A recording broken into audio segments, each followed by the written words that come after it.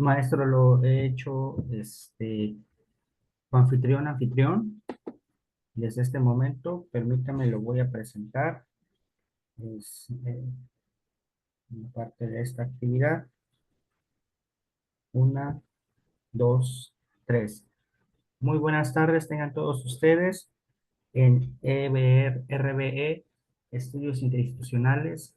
Les damos a todas y a todos una cordial bienvenida en esta actividad que iniciamos el día de hoy, que es el curso especializado en el sistema de justicia penal acusatorio. Para nosotros, como bien se lo hemos dicho anteriormente en otras actividades, es un gusto contar con cada una de sus presencias, sobre todo la confianza que nos han brindado para la consecución de estas actividades en el campo del derecho, de la cultura de los derechos humanos, de la cultura de la investigación jurídica. Y para ello, el día de hoy damos inicio a este curso especializado en el sistema de justicia penal acusatorio, que tiene por objeto fortalecer las competencias y habilidades de los operadores del sistema penal acusatorio con apoyo de herramientas prácticas y metodológicas que les permitan la aplicación eficaz de los principios y los procedimientos en materia de justicia penal. Para ello, hemos congregado, en primer lugar, hemos invitado y gustosamente cada uno de los ponentes catedráticos que han aceptado a participar de forma accesible a este curso, tienen un amplio historial académico y una trayectoria profesional dentro del campo de la justicia penal. Por ello, agradecemos a nombre de RBE Estudios Interinstitucionales a los profesores, profesoras y conferencistas que a lo largo de estas semanas estarán con nosotros.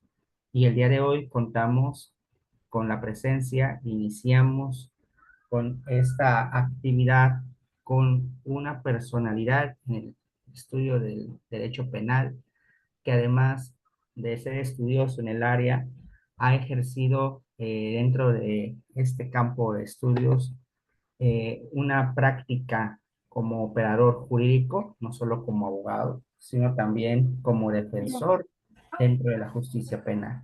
Y para ello me permito presentar a nuestro conferencista del día de hoy, nuestro profesor, quien es el doctorante Jesús Abimael Herrera Hernández.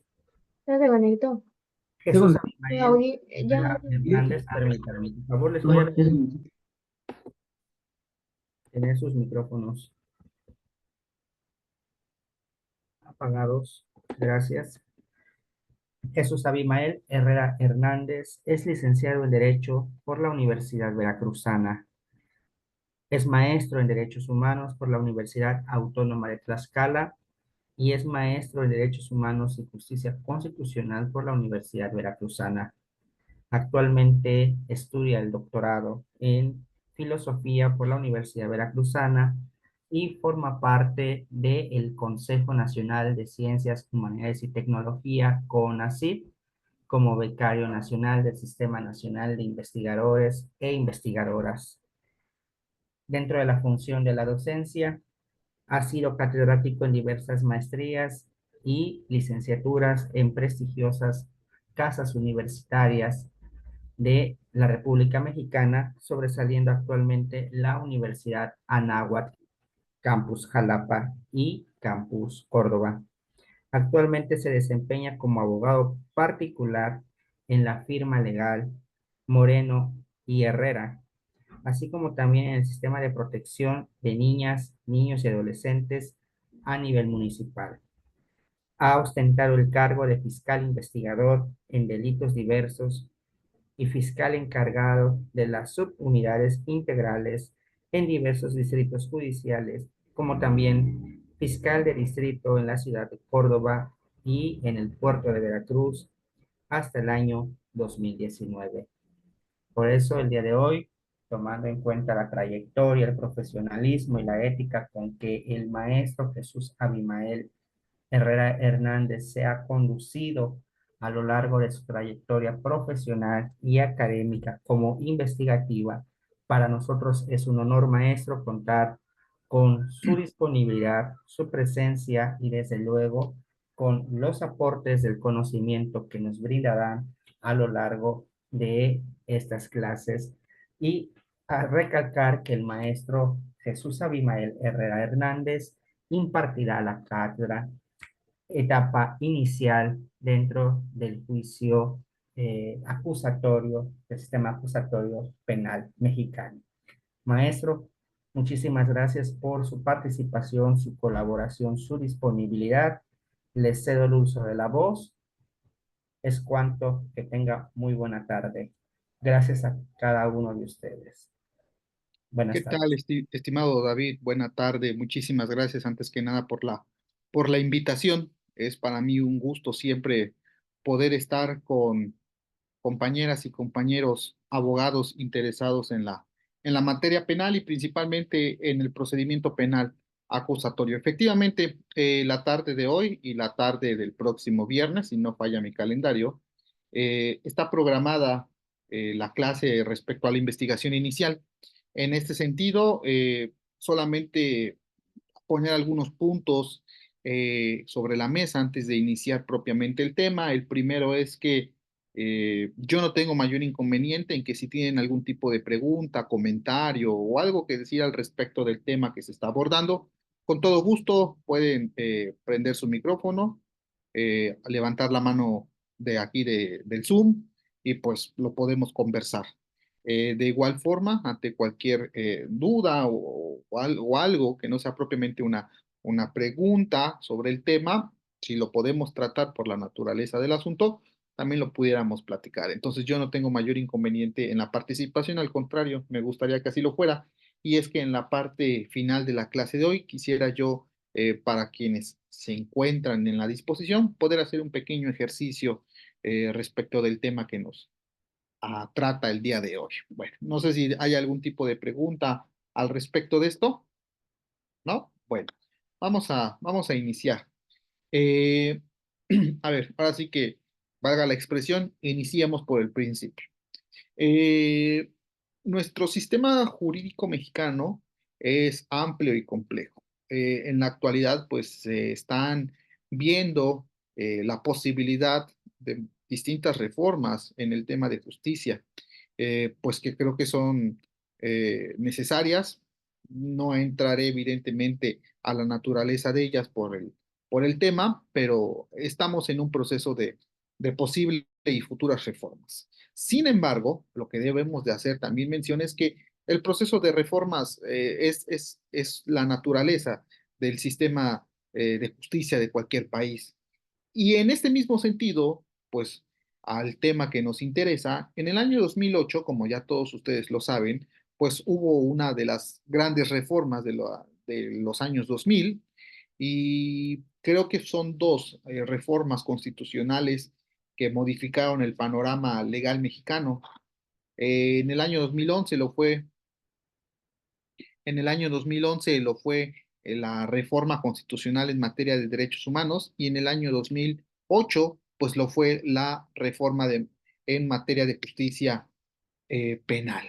En este caso, pues bueno, efectivamente nuestra Constitución mexicana sufrió diversas modificaciones, diversas reformas en varios de los artículos.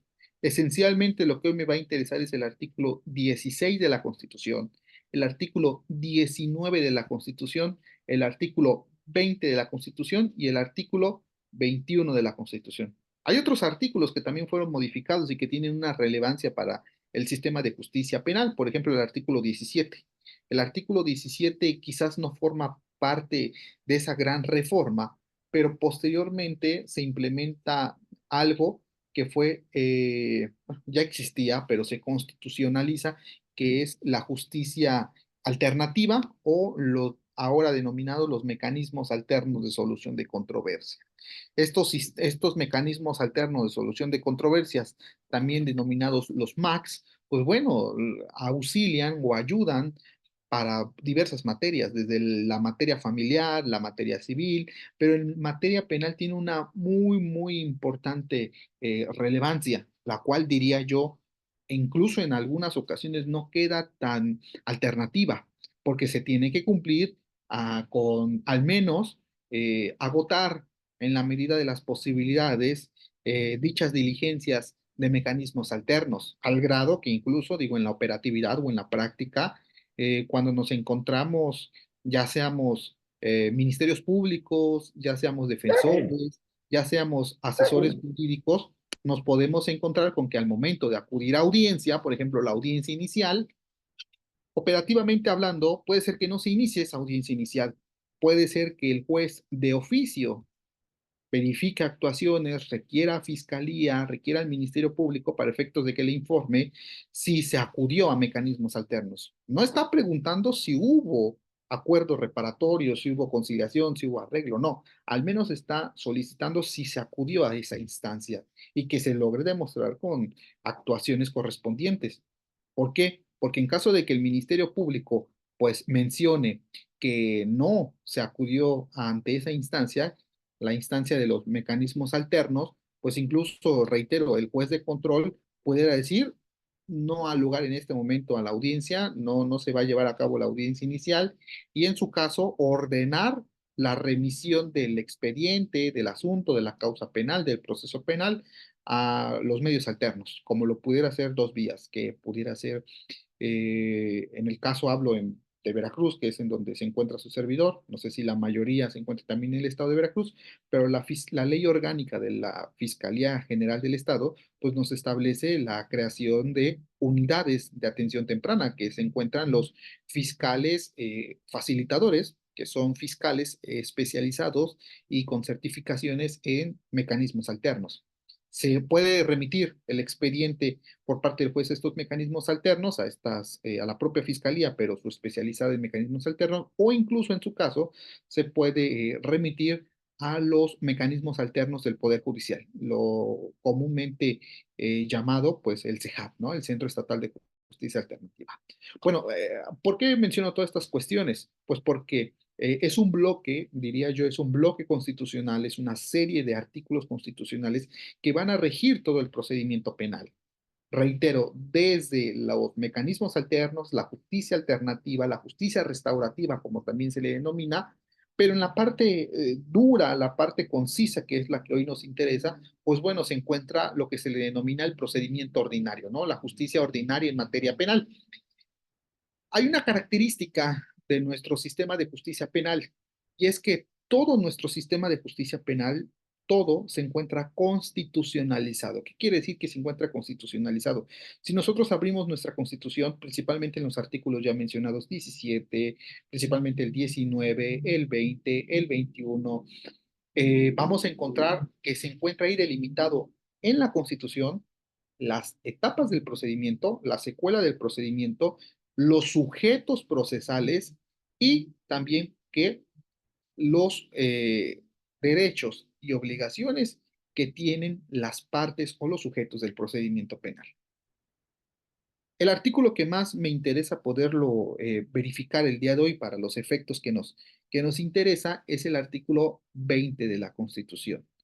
El artículo 20 de la Constitución, voy a proyectarlo aquí en la pantalla.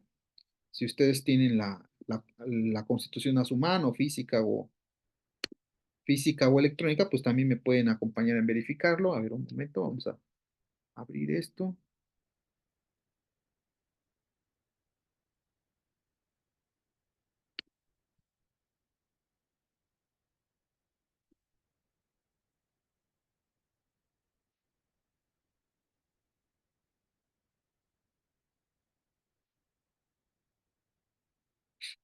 Listo. Me parece que ya se está proyectando, ¿verdad? Bueno, el artículo 20 de la Constitución se va a componer de tres apartados, que es el apartado A, apartado B y apartado C. Yo ya les mencioné que en nuestra Constitución se encuentra, haga la expresión, todo el sistema de justicia, todo el procedimiento de justicia penal, ya se encuentra ahí constitucionalizado, que los hice mención, y en este sentido, pues también los derechos y obligaciones de todas las partes procesales también se va a encontrar ahí establecido. ¿Qué nos dice el artículo 20 constitucional? En el apartado A va a hablar sobre qué? Los principios generales. Para la etapa de investigación, el inciso A del artículo 20 de la Constitución es elemental. ¿En cuál? En su fracción primera. ¿Qué nos dice el artículo 20, apartado A, fracción primera de la Constitución? Dice, el proceso penal tendrá por objeto que el esclarecimiento de los hechos. Ese es el primer objeto del proceso penal, esclarecer hechos. Segundo, el otro objeto o el segundo objeto del proceso penal es proteger al inocente. Tercero, procurar que el culpable no quede impune. Y cuatro, que los daños causados por el delito se reparen. Si, a ver, vamos a reflexionar esto. Si el proceso penal tiene cuatro objetivos, cuatro objetos, es decir, cuatro fines, cuatro metas, como le queramos denominar, y que se encuentra ahí, ahí constitucionalizado en el artículo 20, apartado A, incis, fracción primera, entonces tenemos que decir que también la investigación penal, que es la primera etapa del procedimiento penal, ahorita entramos a las etapas, pero desde ahorita lo apunto, la investigación penal, la investigación es la primera etapa del proceso penal. Si es la primera etapa, entonces es evidente, es más que claro, que la investigación penal también va a tener estos objetivos. Pregunta de examen, si hubiera examen. ¿Cuál es el objetivo de la investigación penal? Ese, esclarecer los hechos, proteger al inocente, procurar que el culpable no quede impune y que los daños sean causados. Entonces, toda la investigación penal, es decir, toda la investigación que realiza el Ministerio Público, todo el desarrollo de la investigación inicial elementalmente, pero también la complementaria, y ahorita voy a ello, toda va a ir encaminada a esto, a esclarecer un hecho, a que se repare el daño, a sancionar al responsable. Claro, ahorita que entremos ya más a fondo en la investigación, les voy a dar otras pautas, pero es eso, ese va a ser el objetivo, porque ese es el objetivo general de todo el proceso penal va a girar sobre esto, sobre esos cuatro puntos, esas son las cuatro metas del proceso penal, de principio a fin. Y entonces también es el objetivo de la investigación. Ahora bien, dice la fracción quinta del apartado A, artículo 20 de la Constitución, quinta, la carga de la prueba para demostrar la culpabilidad corresponde a la parte acusadora, conforme lo establezca el tipo penal. ¿Qué significa esto? La carga de la prueba. A ver, el proceso penal es un litigio en una instancia muy general. Es un litigio, es una confrontación entre dos partes. ¿Cuáles son esas dos partes? Ministerio Público, porque el Ministerio Público es la parte que acusadora. A ver, el Ministerio Público, y desde ahorita lo señalo, el Ministerio Público tiene dos, perdón por lo que voy a decir, no es tan correcto, pero tiene dos personalidades procesalmente hablando. La primer personalidad, por decirlo así en manera muy vulgar, la primer personalidad es su personalidad investigadora. Es decir, la primer obligación del Ministerio Público, de la Fiscalía en el procedimiento penal es investigar. Ese objetivo que decía la fracción primera, esclarecer el hecho. Y esclarecer el hecho significa investigar.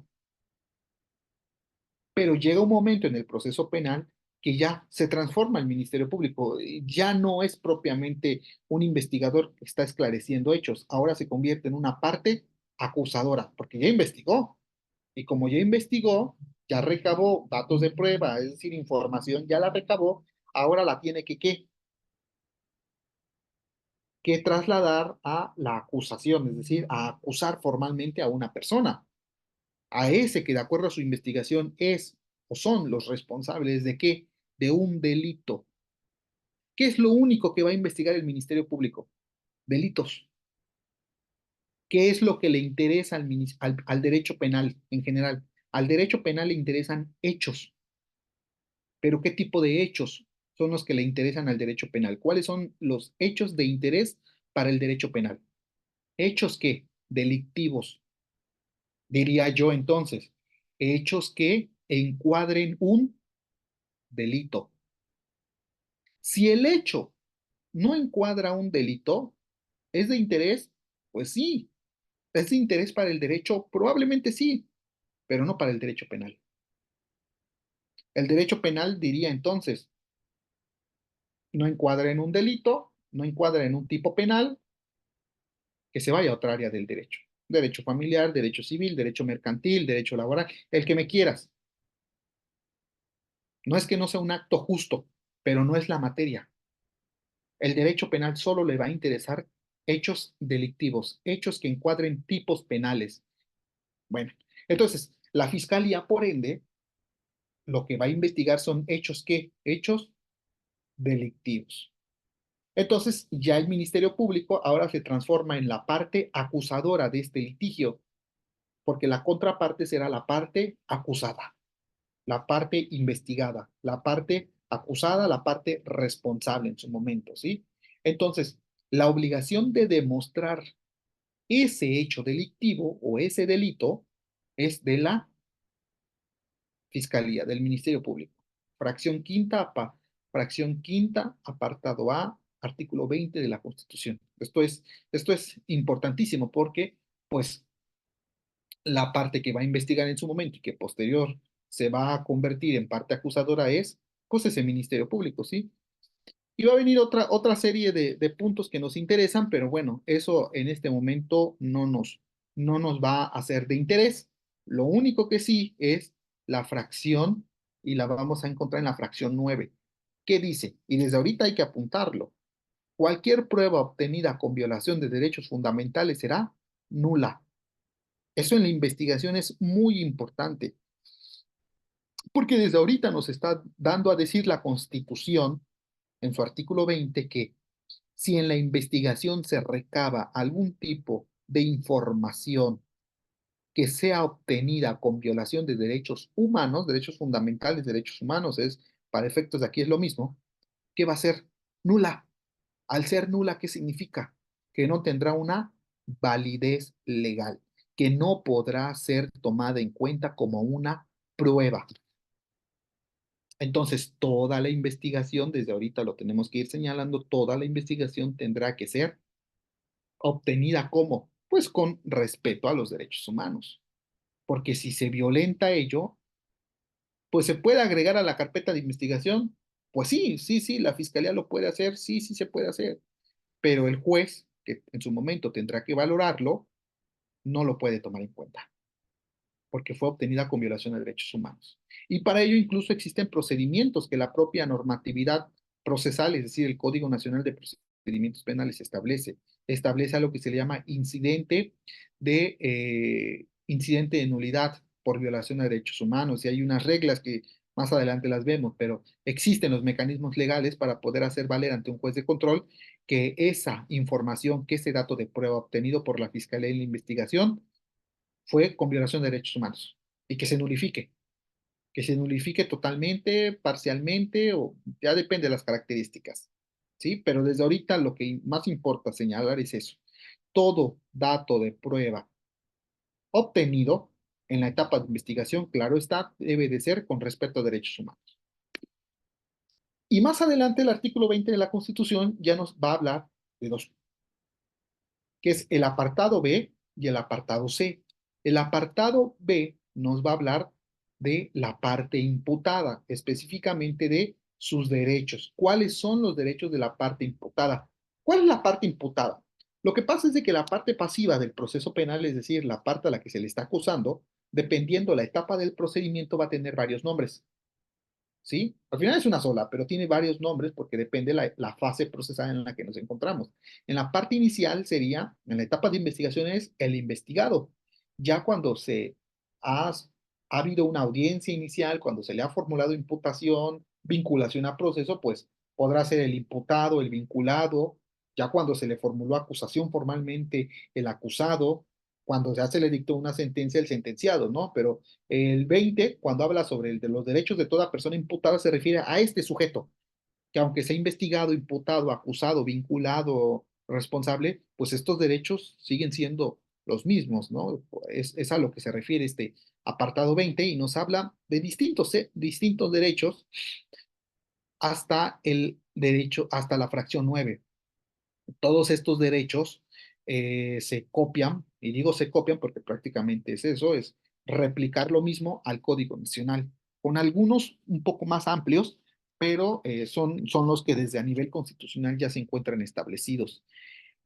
El inciso C del artículo 20 de la Constitución nos va a hablar ahora de la víctima y el ofendido, sus derechos, y también porque son, de acuerdo a la Constitución, son siete fracciones en donde se establecen esos derechos. ¿Qué es lo que pasa? Lo que pasa es de que anteriormente, previo a las reformas del 2008 a nivel nacional, el procedimiento penal, el proceso penal mexicano, no es que no figurara la víctima, claro que figuraba, claro, la víctima siempre ha estado ahí, pero no tenía esa igualdad de condiciones legales que el imputado. O sea, porque el imputado previo a la reforma en el sistema mixto o en el sistema hoy acusatorio se puede defender y puede actuar, puede realizar ciertas acciones hoy más que antes, ¿no? Más que el sistema anterior. Pero la víctima no. La víctima que era lo que estrictamente hacía era mm, propiamente solo una coadyuvancia, no tenía un mayor alcance. Por eso se le agrega este apartado C de la Constitución y a la figura de la víctima o el ofendido, según sea el caso, pues se le va a dar una igualdad procesal y es un sujeto a la par, que está en igual de condiciones, tanto para hacer como para exigir, como para solicitar actuaciones legales, actos de investigación y demás cosas, ¿no? Por eso se le establece un inciso determinado en la Constitución. Eh, Sigue habiendo limitantes, sí, sigue habiendo limitantes. Y ojo aquí, tampoco significa que porque la parte víctima u ofendido tenga igualdad de condiciones, pues él puede acusar. No, la realidad es que no. La acción penal, el ejercicio de la acción penal, está única y exclusivamente al Ministerio Público, al servicio del Ministerio Público de la Fiscalía. Y ustedes me podrán decir, oiga, pero el Código Nacional de Procedimientos Penales ya prevé, que fue una como que también de las innovaciones jurídicas en su momento, a la implementación del Código Nacional, la figura que se le llama el ejercicio de la acción penal por particulares. ¿Eso qué significa?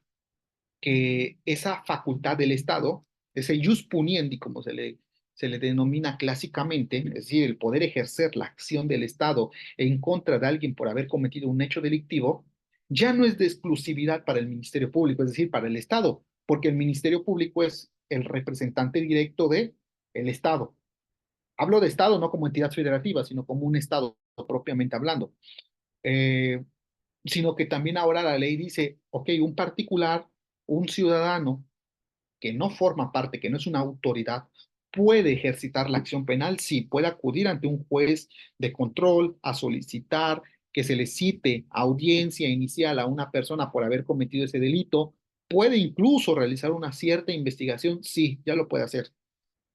Pero vayan y verifiquen lo que nos dice el Código Nacional de Procedimientos Penales sobre el ejercicio de la acción penal por particulares. Y lo que nos va a decir es una serie de limitantes muy grandes sobre únicamente en qué casos y bajo qué condiciones va a proceder ese ejercicio de la acción penal por particulares. Y son prácticamente en ningún delito, porque habla de penalidades y habla de penalidades muy, muy mínimas, que la mayoría de los delitos pues son superior a ellos. Podríamos a lo mejor encuadrarlas en unas lesiones fracción primeras, en unas amenazas, en un, y eso no lo sé, un robo simple, fracción primera, inciso, párrafo primero, robo simple, o sea, la más mínima de la penalidad es únicamente en las cuales va a proceder el ejercicio de la acción penal por particulares. ¿Por qué? Pues porque el Estado dice al final de cuentas, no, pues yo no le puedo delegar a un particular que haga una investigación, que cite. sigue siendo una exclusividad. Entonces, digo, no hay que confundirnos, ¿no? Eh, Porque incluso en la investigación que puede desarrollar un particular también encuentra limitantes. No puede hacer los mismos actos de investigación que la fiscalía, ¿no? Pero bueno, entonces, la investigación penal tiene eh, una fundamentación, tiene una base constitucional debidamente establecida. Ahora mencioné el 20 constitucional, pero también el artículo 19, el artículo 16 nos habla sobre la investigación, ¿sí? Ahorita no es el caso poder hacer todo un análisis sobre esto, pues porque nos tardaríamos bastante tiempo, pero solamente sí quiero que quede esto claro. Ok, bueno, no sé si haya algún tipo de pregunta al respecto sobre esta cuestión. Si no, pues bueno, podemos continuar. A ver, ahora, lo que corresponde sería lo siguiente, las etapas del procedimiento penal. El Código Nacional de Procedimientos Penales, el Código Nacional de Procedimientos Penales, el cual, como dato anecdótico, pues se publica en el año 2014. En el año 2014, bueno, previo al año 2014, por ahí del 2012, 2013, inició la propuesta en aquel entonces de que se desarrollara el llamado Código Único, porque recordemos que en materia penal en México, pues es algo así como todavía hoy el proceso civil, que existen dos fueros, existe el fuero federal y existe el fuero estatal. Hay delitos que se van a investigar exclusivamente y a juzgar en su momento exclusivamente por autoridades de orden federal. Por eso existen jueces federales en materia penal, que son los jueces del distrito. Por eso existen también el Ministerio Público Federal, que es la Fiscalía General de la República, porque hay un Código Penal Federal en donde se establecen delitos de carácter federal, pero también hay leyes generales. Hay leyes generales, como por ejemplo la Ley General de Combate al Secuestro, no me acuerdo exactamente el nombre completo, pero la Ley General de Combate al Secuestro, la Ley General de la Desaparición de Personas cometidas por particulares y búsqueda de personas. Por poner un ejemplo, son leyes generales que también pueden ser investigadas por autoridades federales. Por ejemplo, los delitos fiscales, el Código Fiscal de la Federación tiene un apartado de determinadas conductas que si se cometen son constitutivas de un delito y al ser una ley de carácter federal, las va a investigar la Fiscalía General de la República y en su momento las va a juzgar el Poder Judicial de la Federación. Pero previo a la reforma, cada estado, cada entidad federativa, Veracruz, Oaxaca, Puebla, Chiapas, todos los que restan, tenían su propio código, tenían su propio código de procedimientos penales, ¿sí? Entonces, pues era un tanto novedoso desarrollar un código de procedimientos penales único que tuviera aplicación tanto para el fuero federal como para las entidades federativas. Y así pasó. En el año 2014 se publicó y en noviembre de 2014 tuvo vigencia aquí en el estado de Veracruz. Incluso hay alguna situación un tanto curiosa. eh, en noviembre, porque en noviembre del 2014 es cuando ya entra en vigor en nuestro estado, en algunos distritos judiciales, no en todos, el Código Nacional. Y entonces pasaba lo siguiente, el sistema de justicia penal de corte acusatorio y oral en Veracruz, en algunos distritos judiciales también inició en mayo del 2013, es decir, un año y medio prácticamente antes, mayo del 2013, pero inició con un código, porque cuando empieza esa transición del sistema de justicia penal acusatorio mixto al acusatorio, como todavía no había un código único, cada entidad federativa hizo su propio código de procedimientos penales acusatorio. Y así hubo en Veracruz. Veracruz cuando inicia en el año 2013, en mayo del 2013, inicia el procedimiento penal acusatorio con su código, código de procedimientos penales para el estado de Veracruz de corte acusatorio, que era el código 574. Un año y medio después se publica el Código Nacional, pero todavía había asuntos con el Código de Procedimientos Penales de corte mixto, ¿no? Bueno, del sistema mixto. Entonces, teníamos tres códigos vigentes de procedimientos penales. uno del sistema mixto y dos del sistema penal acusatorio. Bueno, en este que nos encontramos actualmente, que es el Código Nacional de Procedimientos Penales, eh, que es con el que actualmente rige desde el 2014, repito, y pues todos los procedimientos hoy en día pues se llevan con eso, ya sea del fuero federal o del fuero estatal, nos va a establecer lo que ahorita nos interesa, las etapas del procedimiento. eh, es indispensable pues ubicar cuáles son esas etapas del procedimiento penal, pues para ubicar dónde está la investigación penal. A ver, voy a volver a proyectar la pantalla para poder verificar si ustedes tienen su código nacional, también se los agradecería. A ver, artículo 211 del Código Nacional de Procedimientos Penales. ¿Cómo inicia este título? Es el título segundo del Código Nacional y que nos dice el procedimiento ordinario, capítulo 1, etapas del procedimiento. Ojo aquí, ¿por qué es un procedimiento ordinario?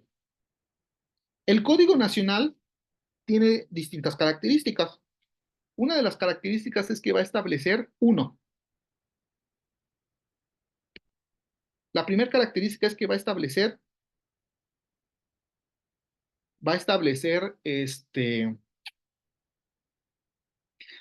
los principios, va a establecer los principios. ¿Cuáles son los principios del procedimiento penal acusatorio? Ahí está mi compañero, tiene como... Pero también va a establecer cuáles son los sujetos del procedimiento penal acusatorio y principalmente también va a establecer, pues, propiamente el procedimiento en completo sentido, ¿no?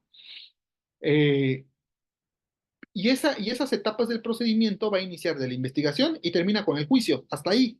El Código Nacional únicamente va a establecer eso, de la investigación al juicio. Nos va a dar los detalles de cómo tiene que ir todas estas secuelas procesales, pero ya no habla sobre el proceso de ejecución, es decir, de una sanción.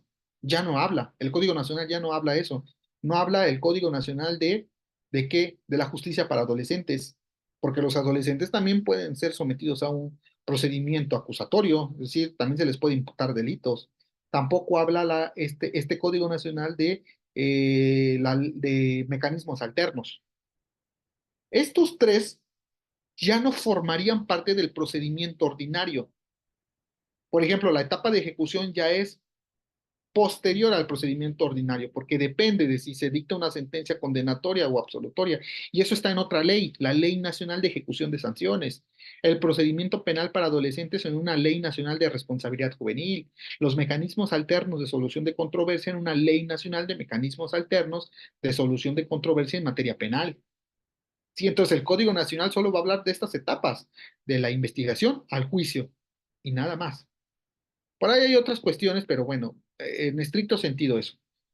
¿Y qué nos dice? ¿Qué nos dice el Código Nacional? El Código Nacional nos va a decir lo siguiente. En su artículo 211, el Código Nacional de Procedimientos Penales nos va a decir cuáles son las etapas del procedimiento.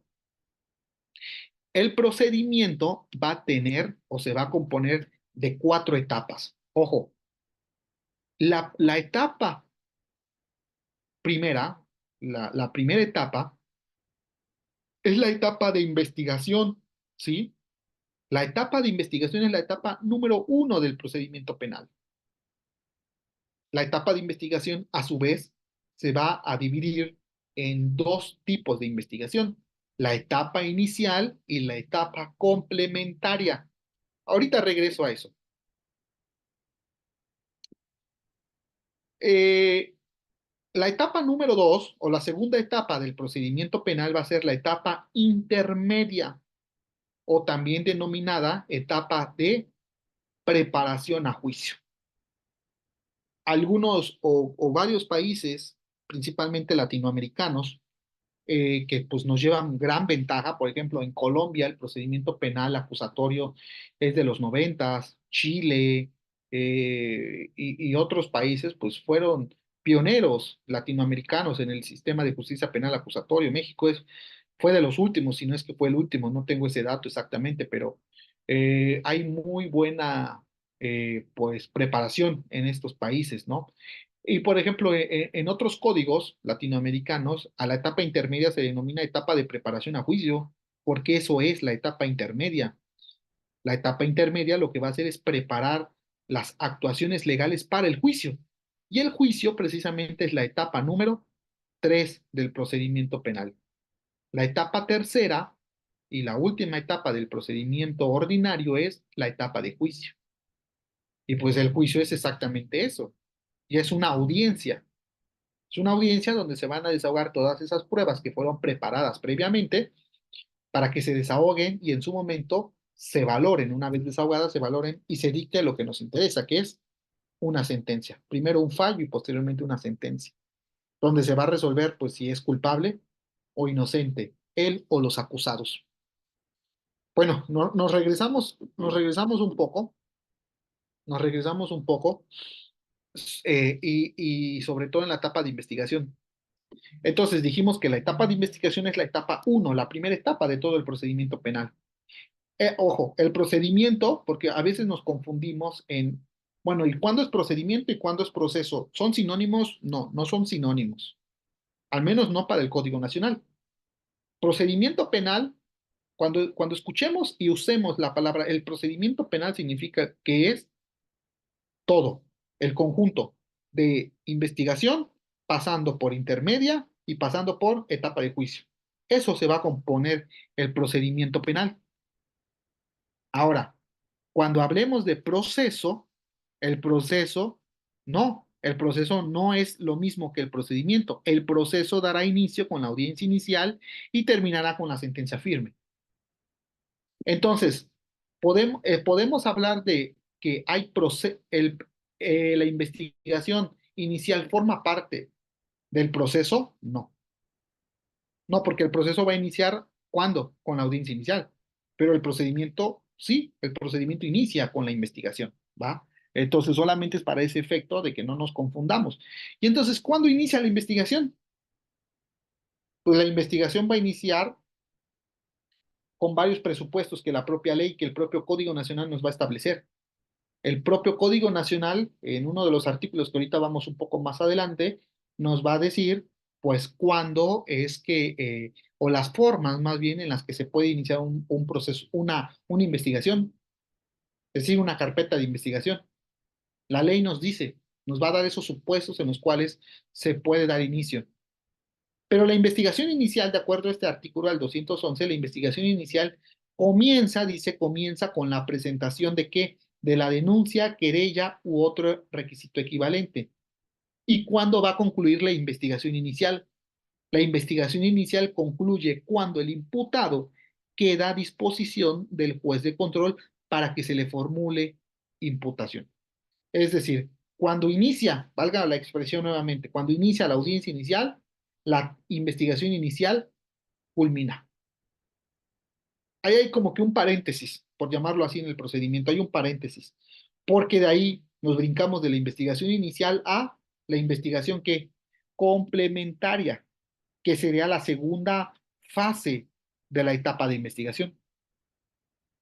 La etapa de investigación complementaria va a comprender desde la formulación de la imputación y cuándo va a terminar, cuando se cierra esa investigación. A ver, lo que pasa es de que, ya les dije que hay como que un paréntesis. Para que se pueda dar la investigación complementaria, operativamente hablando, tiene que existir que un dictado de un auto de vinculación a proceso. Si se dicta un auto de no vinculación a proceso en la audiencia inicial en contra de ese imputado, auto de no vinculación, ¿qué va a pasar? Hay de dos. O se sobresee el asunto, es decir, se culmina propiamente hablando, o se retorna a la investigación inicial. Pero si se le dicta un auto de vinculación a proceso a esta persona o personas, la consecuencia legal es el inicio de la etapa de investigación complementaria. Y hay un plazo, el artículo 321 del Código Nacional de Procedimientos Penales nos va a establecer cuánto puede y cuánto es el máximo plazo de duración de la investigación complementaria. El plazo máximo son 6 meses. Pueden ser menos, pero lo máximo son 6 meses. No puede existir un plazo mayor de 6 meses en investigación complementaria. Y cuando se llegue a ese plazo, cuando culmine ese plazo, entonces da por finiquitada, se da por terminada la investigación complementaria. ¿Para qué me sirve la investigación inicial y para qué me sirve la investigación complementaria? Realmente tiene los mismos fines y es recabar información. En otras palabras, recabar datos de prueba, solamente que son momentos procesales diversos. En la investigación inicial, aún no hay una consignación ante un juez de control. Todavía no solicita al juez de control que se le imputara a esta persona. Más bien, la investigación inicial es para ese fin. Para eso se va a realizar la investigación inicial, para poder obtener información, datos de prueba y así en su momento poder ir ante un juez y decirle, oye, señor juez, señora juez, tengo una carpeta de investigación, yo Ministerio Público, en donde, pues de mi carpeta de investigación se advierte que fulano o sutana cometieron un posible hecho delictivo, por eso llámalos ante tu presencia para iniciar audiencia inicial estrictamente hablando, para formular la imputación, ¿sí? Y la investigación complementaria es lo mismo, recabar información, solamente que como el nombre lo dice, es para complementar, para definir, para tener todo el panorama completo, porque a lo mejor la investigación inicial, por poner un ejemplo práctico, no pude realizar una contabilidad, un dictamen en contabilidad forense. En la investigación inicial recabé las facturas, informes, estados bancarios y todo. Y eso me alcanzó para obtener una vinculación, pero necesito con ese material probatorio ya recabado en la inicial poder perfeccionarlo. Y el perfeccionamiento sería mediante una realización de un dictamen contable forense. Y entonces la complementaria sirve para eso, para hacer lo que no me dio tiempo o lo que no se podía hacer en la inicial, para poder tener lista mi información, mis pruebas, en su momento van a ser llamadas pruebas para la etapa de juicio. ¿Sí? No sé si hasta aquí hay alguna pregunta, algún comentario, algo al respecto.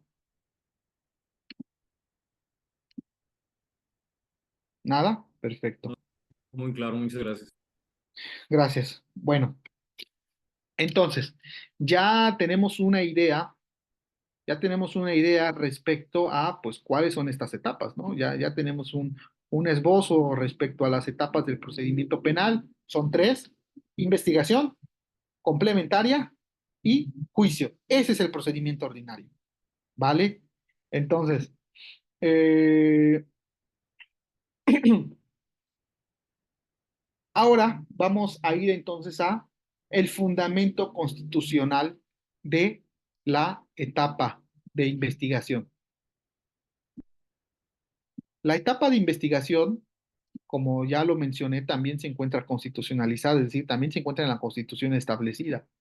Y la Constitución nos dice, en su artículo 21 de la Constitución, nos va a dar el fundamento legal para la investigación. ¿Qué nos dice el artículo 21 de la Constitución? Dice el artículo 21 y se está proyectando en la pantalla. Dice, la investigación de los delitos corresponde al Ministerio Público y a las policías, las cuales actuará bajo la conducción y mando de aquel en el ejercicio de esta función. Es decir, en una pregunta diríamos, ¿quién investiga los delitos en México? La respuesta, Ministerio Público y las policías. Siguiente pregunta. La policía, ¿bajo el mando de quién actúa? La respuesta es del Ministerio Público. Probablemente en poco tiempo esto se ha modificado. Probablemente así será.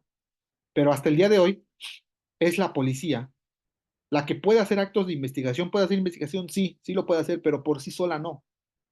Es decir, no puede iniciar estrictamente una investigación y dirigirla y conducirla por propia cuenta legalmente hablando.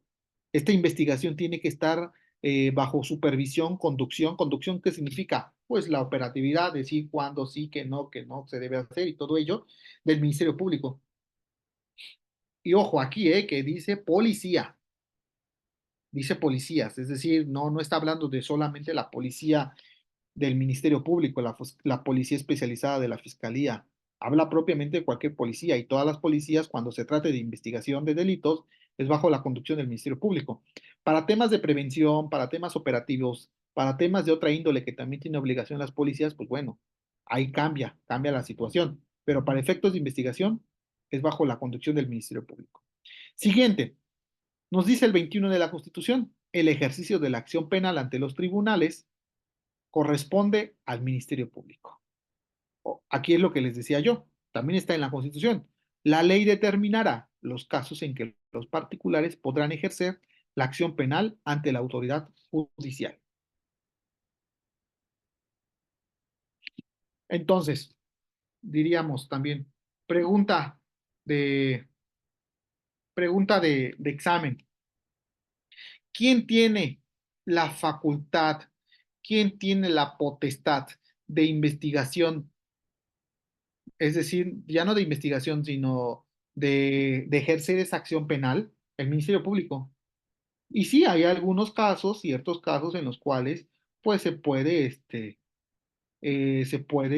trasladar a los particulares, pero como ya les decía yo, es mínimo. Y nada más para no quedarnos aquí con la duda, lo pueden, les voy a decir dónde se encuentra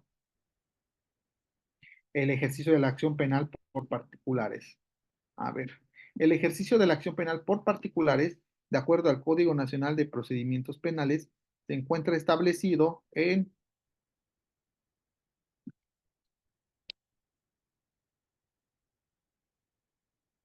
es un procedimiento especial y es a partir del artículo 426. Y dice el artículo 426, el ejercicio de la acción penal corresponde al Ministerio Público, pero podrá ser ejercida por los particulares que tengan la calidad de víctimas o ofendidos en los casos y conforme a lo dispuesto por este código. ¿Cuáles son los supuestos en los que procede esa acción penal? La víctima u ofendido podrá ejercer la acción penal únicamente en los delitos perseguibles por querella, cuya penalidad sea alternativa, distinta a la privativa de libertad o cuya punibilidad, es decir, la pena de cárcel, máxima no exceda de 3 años de prisión. Entonces, como les decía, o sea, prácticamente es, no quiero decir ninguno, pero pues es muy, muy poco el catálogo de delitos por el que podría proceder el ejercicio de la acción penal por particulares, ¿sí? Entonces, la acción penal pues continúa siendo exclusivamente del Ministerio Público. Entonces, preguntas hasta aquí. Diríamos que el fundamento constitucional de la investigación es el artículo 21 de la Constitución, porque el artículo 21 de la Constitución nos va a establecer eso, nos va a establecer y nos va a decir que la acción penal pues le es competencia del Ministerio Público, que el Ministerio Público es la autoridad en México que se va a encargar de investigar delitos, que se va a encargar de conducir la investigación de esos delitos y que si bien hay entes administrativos como son las policías, que también pueden realizar actos de investigación, que también pueden ser investigaciones de delitos, pero estas no son autónomas, es decir, no lo pueden hacer por sí solas, sino deberá de ser bajo la conducción del Ministerio Público. Preguntas hasta aquí, comentarios, alguna duda que se tenga al respecto. Perfecto. Bueno, vamos a, vamos a ir continuando. Ahora, ya entrando en materia, y pues el propio Código Nacional de Procedimientos Penales nos lo dice, ¿no? Que la etapa de investigación es la primer etapa del procedimiento penal y que ésta se va a dividir en dos fases, la inicial y la complementaria. Solo una pequeña nota, y la nota aquí es que las mismas disposiciones comunes que voy a mencionar van a regir tanto para la fase de investigación inicial como la fase de investigación complementaria. ¿Sí? Un momento.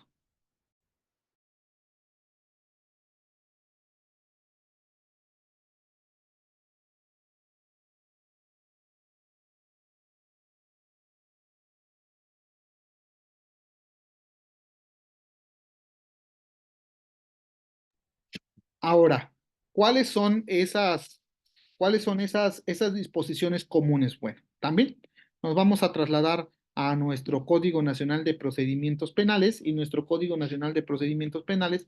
Vamos a irnos a lo referente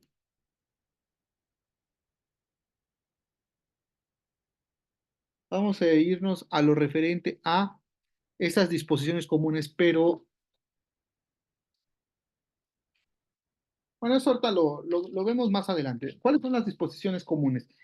Cuando habla de la investigación inicial, nos vamos al artículo 212. El artículo 212 del Código Nacional de Procedimientos Penales es cuando va a empezar a hablar sobre la primera etapa del procedimiento, que es las disposiciones comunes a la investigación.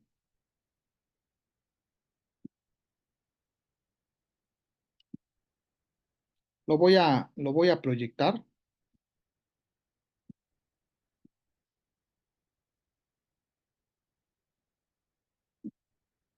La primera disposición común es el deber de investigar. A ver, ¿quién es el que investiga? Ya lo dijimos, nos dice el artículo 212, cuando el Ministerio Público tenga conocimiento de la existencia de un hecho que la ley señale como delito, dirigirá la investigación penal sin que pueda suspender, interrumpir o hacer cesar su curso, salvo en los casos autorizados en la misma. Hay varios principios que van a operar en la investigación. La investigación deberá realizarse de manera, esta es una de sus características, inmediata, eficiente, exhaustiva, profesional, imparcial, libre de estereotipos y discriminación, orientada a explorar todas las líneas de investigación posibles que permitan allegarse de datos para el esclarecimiento de la ley, perdón, para el esclarecimiento del hecho que la ley señale como delito, así como la identificación de quien lo cometió en su participación. ¿Sí? A ver, entonces, si el Ministerio Público tiene conocimiento de que existió o existe un hecho posiblemente delictivo, ¿cuál es la primera obligación del Ministerio Público? Iniciar una investigación. ¿De qué forma se puede enterar el Ministerio Público que hay un hecho delictivo? Hay tres formas, ahorita las vemos un poco más a detalle, pero son tres. Mediante una denuncia o querella, mediante una noticia criminal o incluso mediante la puesta a disposición de un detenido. Esencialmente van a ser esas tres formas. De esas tres, cualquiera de esas tres formas va a poder servir para que el Ministerio Público diga, ah, ok, ya me informó que hay un hecho delictivo. Entonces, consecuencia, inicio carpeta de investigación, inicio la investigación. Y no se puede interrumpir. La investigación no se puede suspender, interrumpir o cesar su curso. Salvo, nos dice el código, salvo en los casos que está autorizada esa interrupción o esa suspensión o ese cese que la propia ley establezca. Pero si no, debe de continuarse. Y esta investigación tendrá varias características. Tiene que ser inmediata, eficiente, exhaustiva, profesional e imparcial. Pero incluso viene algo interesante. Dice, libre de estereotipos y discriminación. Y el ejemplo que les voy a decir también tiene una relación directa lo que, con lo que viene después, que dice orientada a explorar todas las líneas de investigación posibles. Hay un caso de la Corte Interamericana de Derechos Humanos que se llama, a ver, ahora les digo, Vicky Hernández contra Honduras. El caso de Vicky Hernández contra Honduras es una sentencia, la Corte Interamericana conoció de ellas, en donde condenó al Estado de Honduras por un tema de investigación de hechos delictivos. Vicky Hernández era una mujer trans, la cual fue asesinada, fue víctima de un homicidio. ¿Y cuál fue el tema por el que la investigación tomó el curso de las autoridades de aquel país? Su ejercicio, porque era prostituta, se dedicaba, en palabras, pues al comercio, se dedicaba al tema del comercio sexual. Entonces, trabajadora sexual correctamente hablando. Entonces, ella como trabajadora sexual, pues la primer línea o el primer punto al que dijeron las autoridades fue que pues fue una situación de índole directamente con su actividad de trabajadora sexual. Y que como era un transexual, no una mujer ni siquiera así considerada, pues que bueno, ese era el punto. Entonces no hubo mayores líneas, no hubo mayor campo de investigación. Entonces el Estado de Honduras, ¿cuál fue su investigación? Fue discriminatoria.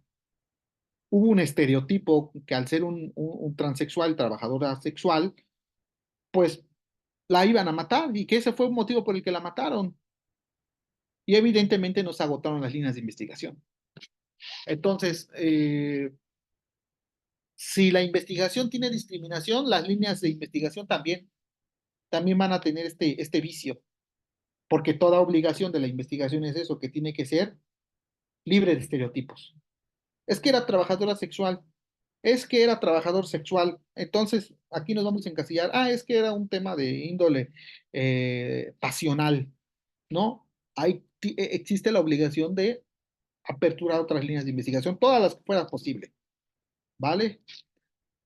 Ahora, esta información con estas características pues, tienen la relación directa con el objeto de la investigación. Y la disposición común, que ya se los venía yo apuntando, está aquí. ¿Cuál es el objeto de la investigación penal? Artículo 213 del Código Nacional de Procedimientos Penales, ¿qué nos dice? Objeto de la investigación. Dice, la investigación tiene por objeto que el Ministerio Público reúna indicios para el esclarecimiento de los hechos. ¿Sí? Y en su caso, los datos de prueba para sustentar el ejercicio de la acción penal, la acusación contra el imputado y la reparación del daño. A ver, yo se los voy a decir en estas palabras. ¿Cuál es el fin de la investigación? Que el Ministerio Público recabe ¿qué? Información. Esa información, ¿cómo puede ser recabada? De muchas formas. De hecho, la ley no establece propiamente un límite.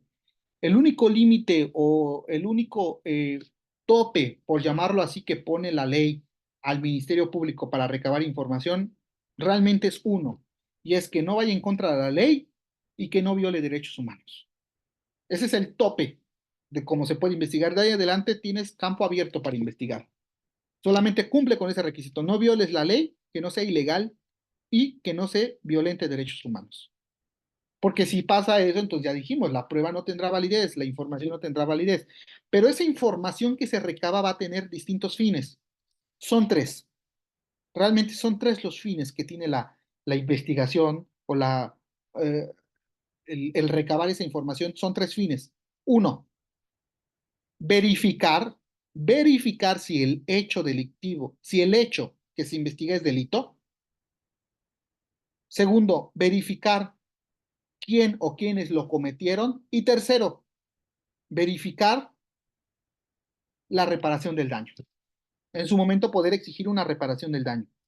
Ahora, estos tres objetivos o estas tres metas vienen como en cascada, perdón por lo que voy a decir, pero es como un filtro. Porque el primer objetivo, yo mencioné, el primer fin es la recabación de información, la reunión de información del Ministerio Público para poder verificar si el hecho que están investigando es delito, porque ese es el primer filtro. Porque si se demuestra con la información que eso no es delito, que eso no encuadra en un delito absolutamente, que eso no es fraude, que eso no es robo, es más que ni siquiera tiene apariencia de delito, porque en etapa inicial o en audiencia inicial no necesitamos comprobar el delito. Todos sus elementos que tiene de acuerdo al derecho penal, de acuerdo al Código Penal, no lo necesitamos demostrar en plenitud, pero sí al menos que tiene apariencia delictiva. Pero si ni siquiera tiene eso, si ni siquiera tiene apariencia delictiva, entonces hasta ahí llegamos, ¿sí? Ahora, pero si sí lo tienes, si sí tienes apariencia delictiva, si sí es un delito ese hecho, entonces es verificar pues quién lo cometió, quiénes lo cometieron, porque probablemente hay delito, pero probablemente quien lo cometió sea un inimputable.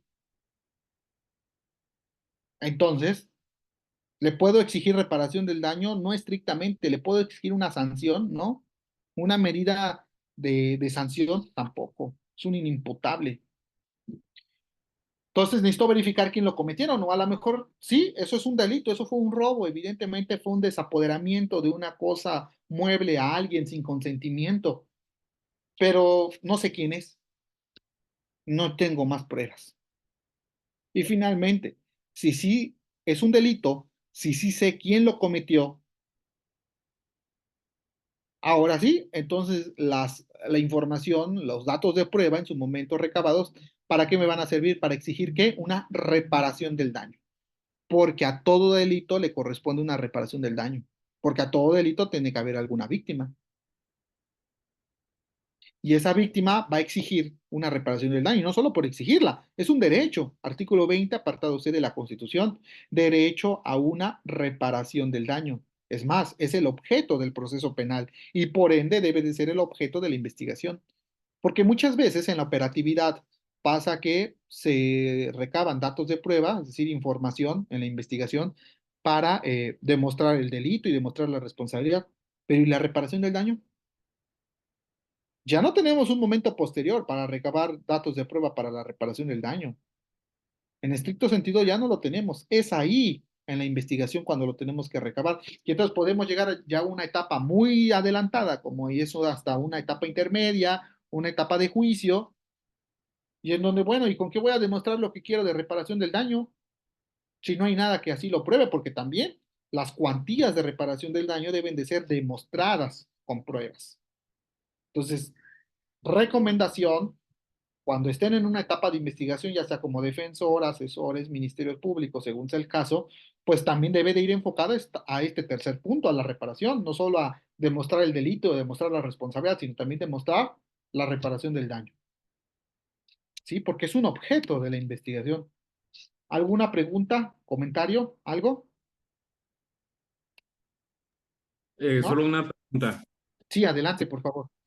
Este, aquí, en ese caso, digo, no tengo el conocimiento como tal, pero podría caber lo de la prueba superviniente si después de nuestra etapa de investigación saliera algún otro dato ya en otra etapa posterior o no. Sí, de hecho, el Código Nacional de Procedimientos Penales al final es un código procesal, e igual que muchas de las materias, por ejemplo, materia civil, familiar y demás, pues prevé la existencia de este tipo de prueba, que es una prueba superviniente, pero igual que en otras materias, tiene ciertas características, es decir, no puede ser nada más mencionada porque no se pudo agregar, a lo mejor por negligencia o una cuestión por el estilo, pero estoy localizando el artículo que habla sobre este tipo de pruebas, pero hay que tener ciertas características y la característica principal de la prueba superviniente es que uno, no existía la prueba al momento de la etapa de investigación inicial. Que la investigación durante la investigación inicial o complementaria fue imposible para la parte del Ministerio Público, para la defensa o para la víctima poderla obtener.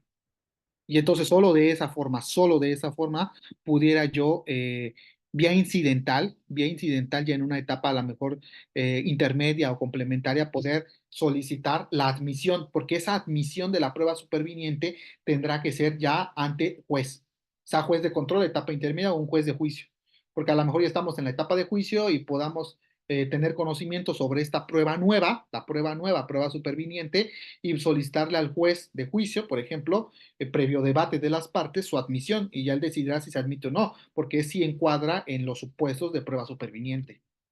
Por ejemplo, en la etapa de reparación del daño, por eso no dije que fuera absoluto, pero ya en la etapa de ejecución, ya que fue sentenciada una persona por la comisión de un delito, a lo mejor en la etapa de investigación no se recabaron las pruebas, pero lo que comúnmente se hace es que en la etapa de ejecución, vía incidental, se ofrecen pruebas para poder demostrar la cuantía o una cuestión sobre eso. Pero vamos, es mucho arriesgarse a que se pueda demostrar esta situación en una etapa posterior, la admisión de pruebas. Porque si se logra demostrar que desde la investigación inicial tenías las facturas, tenías documentación y demás cuestiones para poderlo hacer, no te las van a admitir. no te las van a admitir, ¿no? Entonces, habría que tener mucho cuidado al respecto sobre la prueba superviniente. ¿Se puede? Sí se puede, pero hay que cumplir con los requisitos de ley. Muchas gracias. ¿Algo más?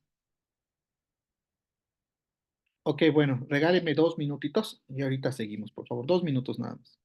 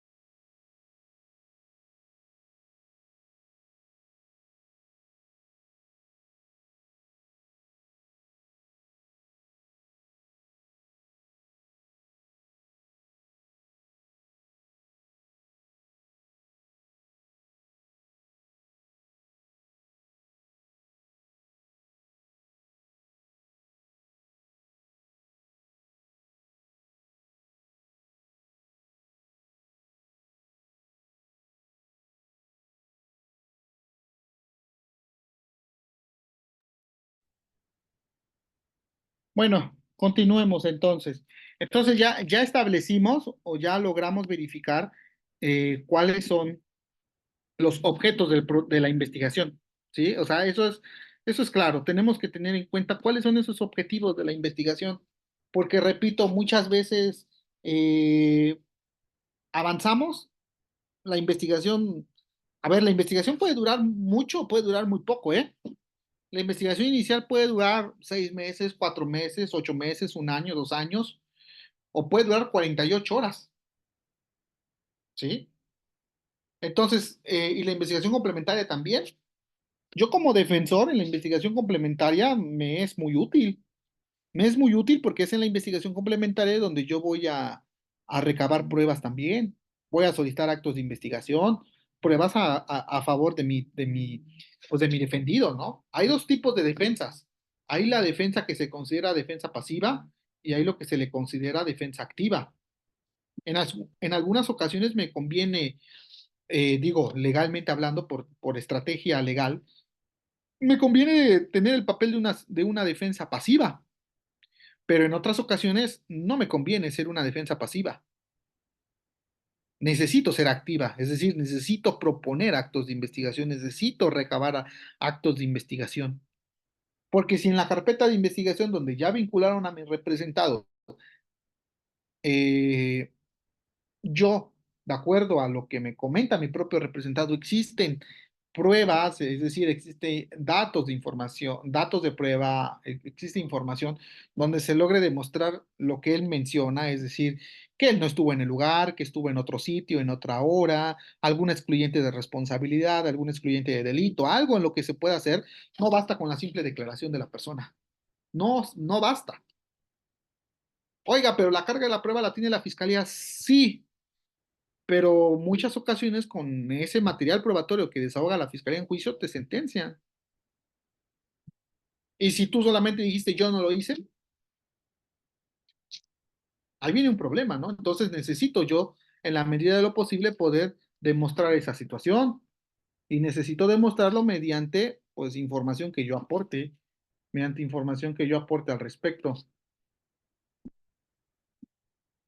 Ahora bien, entonces, necesito ubicar eso, necesito poner atención en esa situación, necesito hacer una estrategia y ver qué me conviene. Pero entonces, por eso digo, o sea, hay que tener muy en claro esos objetos. La otra disposición común, la otra disposición común de la etapa de investigación son los principios. Hay ciertos principios que van a regir a las autoridades de investigación. ¿Cuáles son esos principios que rigen, que van a regir? Hay principios que rigen a las autoridades, es decir, al Ministerio Público, a las policías, a los servicios periciales. Y los principios que van a regir es, dice el artículo 214, dice, las autoridades encargadas de desarrollar la investigación de los delitos se regirán por los principios de legalidad, objetividad, eficiencia, profesionalismo, honradez, lealtad y respeto a los derechos humanos, diría yo. ¿Y quiénes son entonces las autoridades encargadas de desarrollar la investigación? El Ministerio Público, que es un sujeto del procedimiento penal, está establecido en el Código de Procedimientos Penales como un sujeto procesal, se conforma de lo que comúnmente se le dice la trilogía investigadora. Esa trilogía investigadora, pues, como el nombre lo dice, son tres, y es bajo el mando del Ministerio Público, se encuentra la policía y se encuentran los servicios periciales. La policía, lo que realiza, la policía de investigación, lo que realiza es eso, recabar información, recabar testigos, recabar datos de prueba idóneos para el esclarecimiento de los hechos, que esta va a estar al mando del Ministerio Público, es decir, del fiscal. Y los servicios periciales lo que van a hacer es poder auxiliar al Ministerio Público, a la Policía Ministerial, también cuando existan cuestiones técnicas, cuestiones científicas, cuestiones de cierta disciplina del conocimiento que pues se requieran un trato específico, un dato técnico. Por ejemplo, investigando un homicidio, se localizó un cuerpo, pues lo que necesitamos saber son las causas de muerte. Y para ello, ni el policía ni el fiscal va a poder establecerlo. Requiere de personal capacitado en la materia, que es un personal médico forense, para poder establecer esas causas de fallecimiento.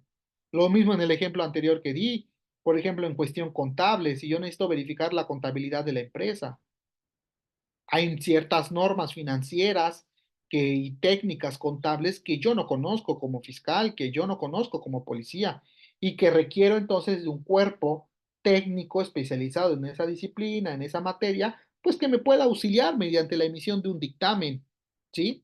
Es decir, una problemática. El dictamen no es otra cosa más que en términos generales cierta problemática sobre determinado asunto que yo le planteo a un especialista y que él me lo va a responder, me va a dar esa respuesta por sus conocimientos.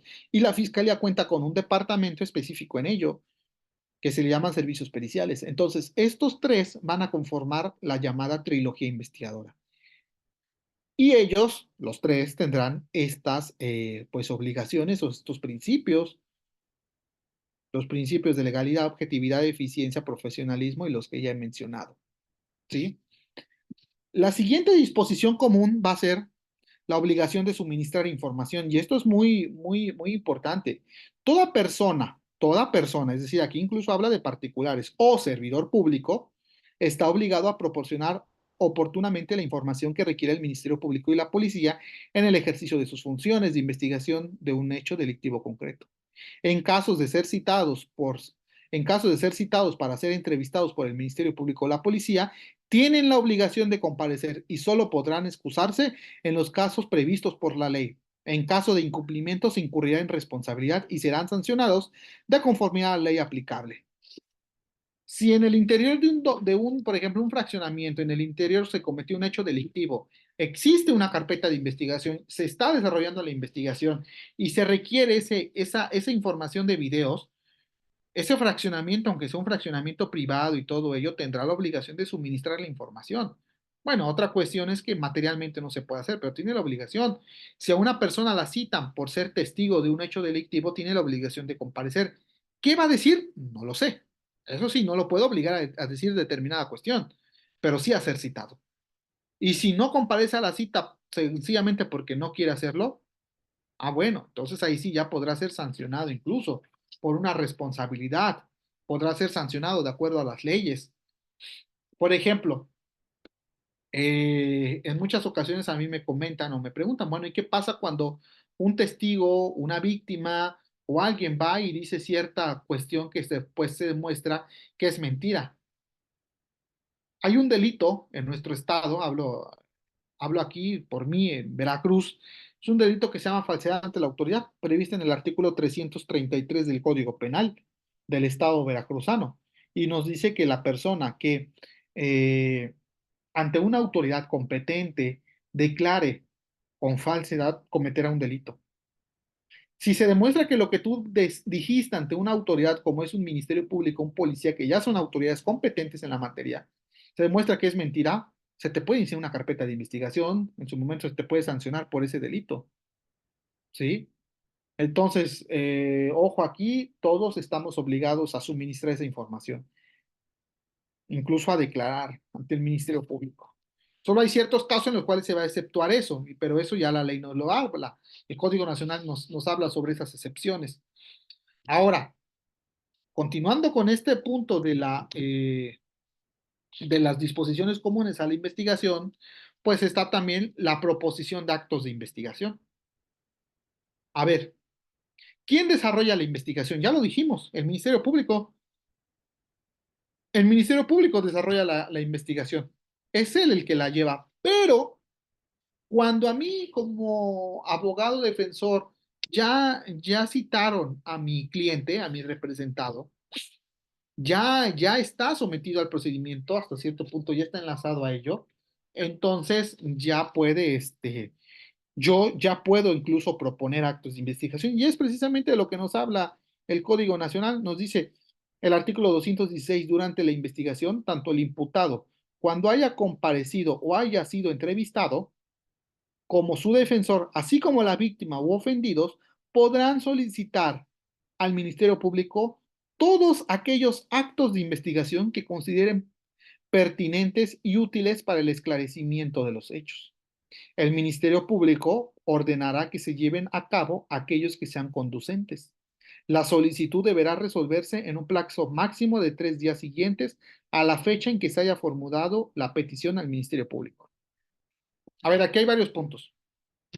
¿Quién va a conducir la investigación de los hechos? El Ministerio Público. Si él la va a conducir, y él va a conducir también a la policía que hace esa investigación, pero las partes, en igualdad de condiciones, tanto el defensor, es decir, el imputado, como la víctima, su asesor jurídico, pueden proponer actos de investigación. Le puede decir, señor fiscal, señora fiscal, yo considero necesario que se lleve a cabo este determinado acto de investigación.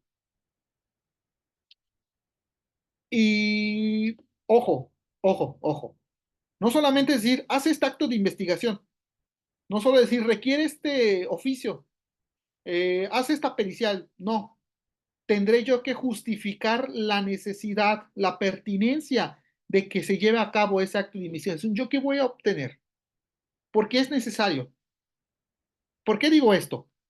Porque vean lo que dice el artículo 216.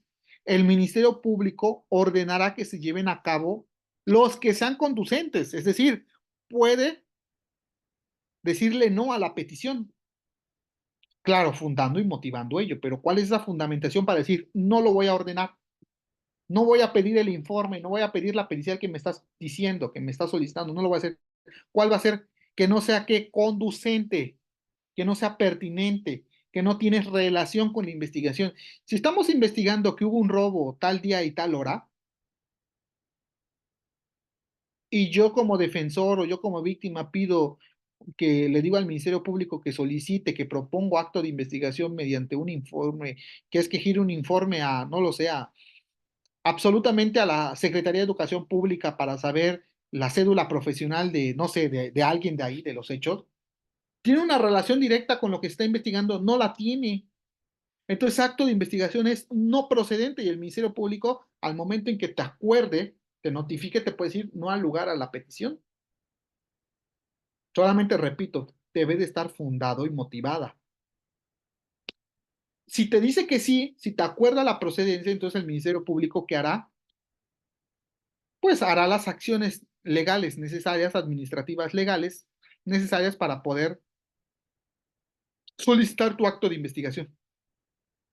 Y ese acto de investigación que tú solicitaste y que el Ministerio Público en auxilio te está gestionando, te está haciendo, el informe, la pericial, la entrevista de testigos, lo que tú me digas, forma parte también de ya de la investigación y por ende forma parte de la carpeta de investigación.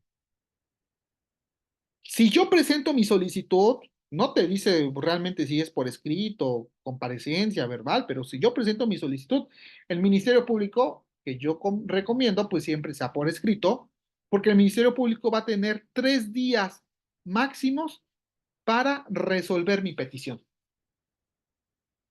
Son 3 días las que tiene como máximo para resolver esa petición del Ministerio Público.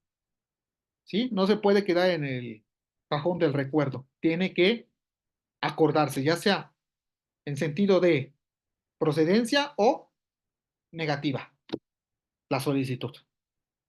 Pero entonces se pueden proponer los actos de investigación, los actos forman parte de la investigación, forman parte de la carpeta de investigación y ya tú les darás el uso correspondiente según tus intereses legales, pero debe de ser en relación directa a los hechos que se investigan. ¿Pregunta? ¿Algún comentario al respecto?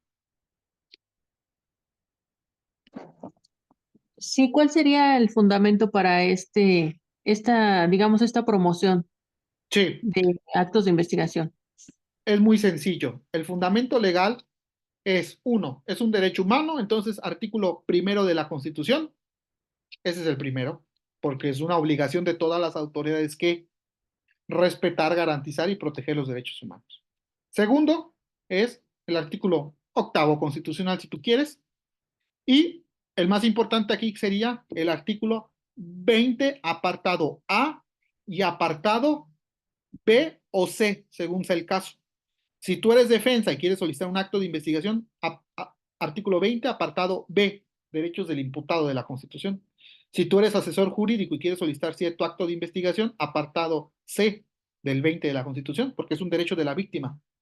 Y legalmente hablando, es decir, ya procedimentalmente hablando, artículo 216 del Código Nacional de Procedimientos Penales, que es precisamente eh, el que estamos viendo en la pantalla, 216 del Código Nacional de Procedimientos Penales, que es la proposición de actos de investigación. Al ser fiscal, número de carpeta, asuntos, se propone acto de investigación con fundamento en tales artículos, en mi calidad, ojo aquí, porque lo puede solicitar directamente el imputado, o lo puede solicitar el defensor, o lo puede solicitar directamente la víctima o su asesor jurídico. Están facultados para ello. En mi calidad de abogado defensor del C fulano de tal, al que se encuentra en investigación inicial, y tal como lo establece el 216, me permito solicitar el siguiente acto de investigación. Solicito se gire oficio a la Comisión Nacional Bancaria a efectos de que rinde información sobre los estados de cuentas de mi representado del mes de mayo del año 2016, una cosa por el estilo. ¿Por qué? ¿Por qué lo estoy pidiendo? Pues nada más porque quiero que se enteren que tenía dinero o que no tenía dinero en esa fecha, no. Porque dicha información se podrá corroborar los estados financieros, la capacidad económica, que él no obtuvo algún tipo de recurso económico. Porque tiene relación, porque en los hechos, por poner un ejemplo, en los hechos que se le están investigando dicen que él de manera indebida obtuvo un incremento patrimonial en sus cuentas bancarias porque tomó dinero de la empresa y que se lo depositó. ¿Tiene pertinencia lo que estoy solicitando, sí o no? Claro, porque con ello voy a demostrar que nunca recibió el dinero. De ahí la pertinencia, la congruencia, la necesidad de dicho acto de investigación. Lo firmamos, lo presentamos, fiscal, le vengo no, es que yo no puedo porque eso aquí está mi escrito, mi solicitud y tiene 3 días. ¿Qué pasa si no te lo acuerda en 3 días? Me voy al juez de control, artículo 258 del Código Nacional de Procedimientos Penales. Juez de control solicita audiencia por omisión de la fiscalía. ¿O qué pasa si te lo niega? Porque también te lo puede negar, te notifica, aquí está tu acuerdo, está notificado usted de que no es procedente el acto de investigación propuesto, entonces también cabe el recurso de innominado, que es el previsto en el artículo del control judicial ante el juez de control 258 del Código Nacional. Sí, está bien, lo acordó en tiempo y forma, pero pues para mí considero que está violentando derecho de defensa de mi representado, ¿no? Entonces voy ante el juez y lo combato, pero son los fundamentos legales para la proposición de actos de investigación. ¿Preguntas? ¿Comentarios?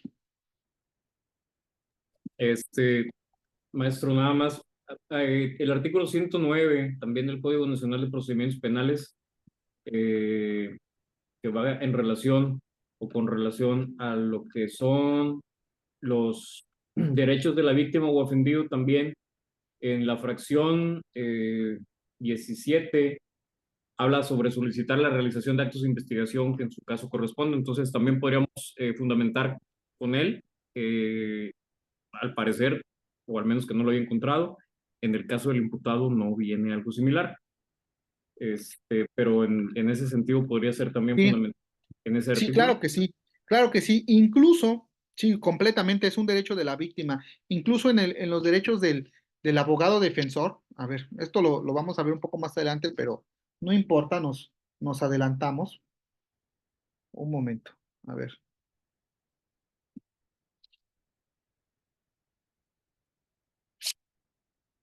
Incluso en el caso del defensor es algo interesante también, porque incluso el defensor puede realizar actos de investigación. El defensor puede entrevistar a testigos, el defensor puede entrevistar a su representado y se hace una acta circunstanciada sobre la entrevista.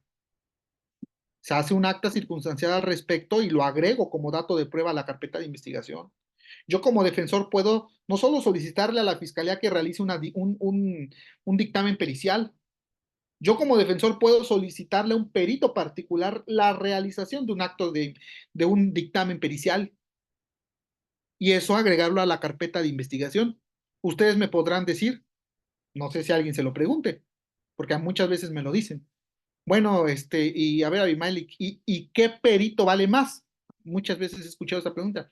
¿El perito de la fiscalía o el perito particular? ¿Cuál vale más? ¿Ustedes qué opinan? ¿Cuál tiene mayor validez, su dicho? ¿El oficial de fiscalía, como comúnmente se le dice, o el perito particular? ¿Alguien tendrá alguna opinión? Profe, Bueno, considero que el perito de la fiscalía, ya que él forma parte de la trilogía de investigación. Es correcto, sí, muy bien, gracias. ¿Alguien más?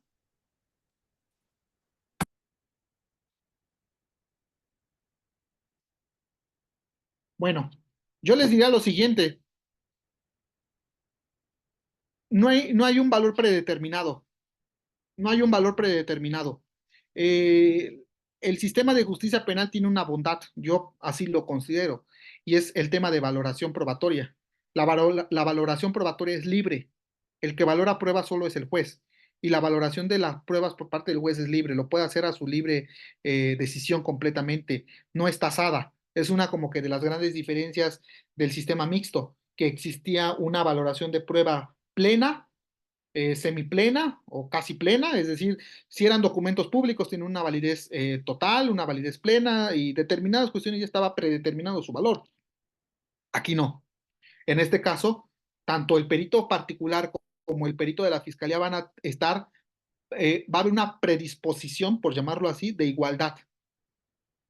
No puede, bueno, ya que existe es otra cosa, pero no puede existir predisposición de valor probatorio al oficial, al de fiscalía, que al particular. Bueno, entonces, ¿cuál? El que tenga dos cosas. Para la valoración de las periciales se van a ver dos cosas. Uno, la capacidad académica técnica de emitir el dictamen. Es decir, cuando yo le estoy empezando a preguntar en audiencia al perito sobre su dictamen, sentamos al perito que hizo eso y el interrogatorio, yo hablo por mí, lo voy a dividir en dos etapas. El interrogatorio va a ser un interrogatorio de acreditación y la segunda etapa del interrogatorio es una etapa de propiamente el desahogo del dictamen. Acreditación, ¿qué significa? Vamos a acreditar al perito, vamos a que nos enseñe sus credenciales, metafóricamente hablando. Perito, ¿usted qué experiencia tiene? Perito, ¿usted qué cargos ha ocupado? ¿Usted qué títulos académicos tiene? Es decir, la experticia del perito. El perito particular, yo le pregunto qué cargos tiene o qué cargos ha tenido, qué experiencia. Bueno, he sido perito en esto, tengo 25 años en el ejercicio, he sido perito público, he sido perito oficial, perito particular, mis credenciales académicas son licenciado, maestría, especialista, doctor y demás cuestiones. El perito oficial puede ser, no estoy diciendo, pero el perito a lo mejor oficial, su experiencia pues es de un año, salió hace un año de la escuela, es licenciado, a lo mejor todavía no tiene cédula y tiene 6 meses iniciando la práctica. Y luego viene el desarrollo del dictamen, por qué llegó a esas conclusiones, cómo lo hizo y todo. Yo les diría a ustedes, bueno, y usted como juez, ustedes como jueces, si hay puntos contradictorios, un perito dijo una cosa y el otro perito, ¿a qué perito le doy valor? ¿A qué dictamen le doy más valor? O valor, sencillamente. ¿Al oficial o al particular? Yo diría, para mí, si fuera yo el juez, pues le daría al particular, aunque no forme parte de la trilogía investigadora en estricto sentido oficial, porque él me demostró que tiene una mayor experticia, que tiene una mayor experiencia, aunado a que me demostró que me convenció, no porque habló bonito, no, me convenció por cuestiones técnicas que él supo explicar adecuadamente de por qué llegó a esa conclusión. ¿Sí? Entonces, en ese punto, los dictámenes periciales particulares también tendrán un valor correspondiente, ¿no? Pero ya depende del caso en particular. Bueno, entonces decíamos, no me pierdo, el abogado defensor incluso también lo puede hacer. No solo puede proponer actos de investigación, sino también puede realizar o materializar actos de investigación. Solo algunos, ¿eh? Tampoco es que él conduzca la investigación, no lo hace. Entonces, ese es el punto respecto a la proposición de actos de investigación. Reitero, recomiendo, depende del asunto en particular, depende si son defensores, depende si son asesores, pero la propuesta es, propongan actos de investigación. No se le pida, por favor, que haga que gire eso. No, se solicita por escrito. Es mi facultad como defensor o como asesor poderlo hacer. Y si se me niega, lo puedo combatir, ¿sí? Totalmente, precisamente eso es la igualdad de las partes. Porque ya decía yo, el Ministerio Público va a tener como que dos personalidades. Uno, cuando conduzca la investigación, pero ya en audiencia es uno igual. Solamente que él es el que acusa, pero es uno igual al asesor y al defensor. ¿Sí? Es una igualdad. Esa es una de las bondades, creo yo, del procedimiento penal acusatorio. Bueno, continuamos porque ya casi vamos a culminar la sesión del día de hoy. A ver.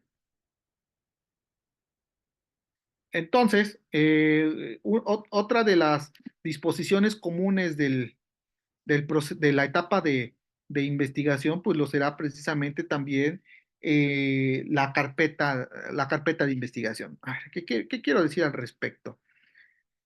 Y esta es la parte medular y con esa vamos a culminar esta clase.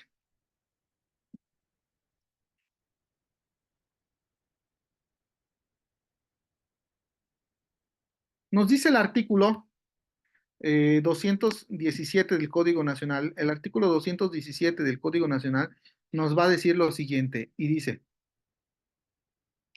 registro de los actos de investigación. El Ministerio Público y la Policía deberán dejar registro de todas las actuaciones que se realicen durante la investigación de los delitos, utilizando al efecto cualquier medio que permita garantizar que la información recabada sea completa, íntegra y exacta, así como el acceso a la misma por parte de los sujetos que de acuerdo a la ley pues puedan tener derecho a exigirlo. Cada acto de investigación se registrará por separado y será firmado por quienes hayan intervenido. Si no quisieren o no pueden firmar, se imprimirá su huella digital. En caso de que esto no sea posible o la persona se niegue a imprimir su huella, se hará constar el motivo.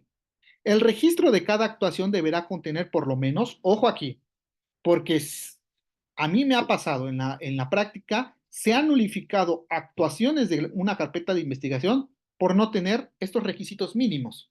Y por lo menos debe de tener cada actuación deberá contener por lo menos fecha, hora, lugar en que se haya efectuado la diligencia, identificación de los servidores públicos y las demás personas que hayan intervenido y una breve descripción de la actuación y, en su caso, los resultados de la actuación. ¿Sí? Si estos requisitos no están contenidos, se nulifica, ¿eh? Puede ser nulificada puede ser nulificada la actuación legal que es motivo, ¿eh? Entonces habrá que tener, pues, cuidado al respecto.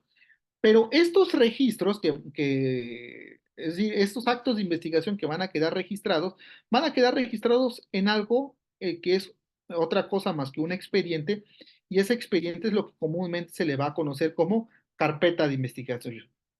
Se está viendo en la pantalla. Entonces, ¿qué es lo que vamos a denominar carpeta de investigación?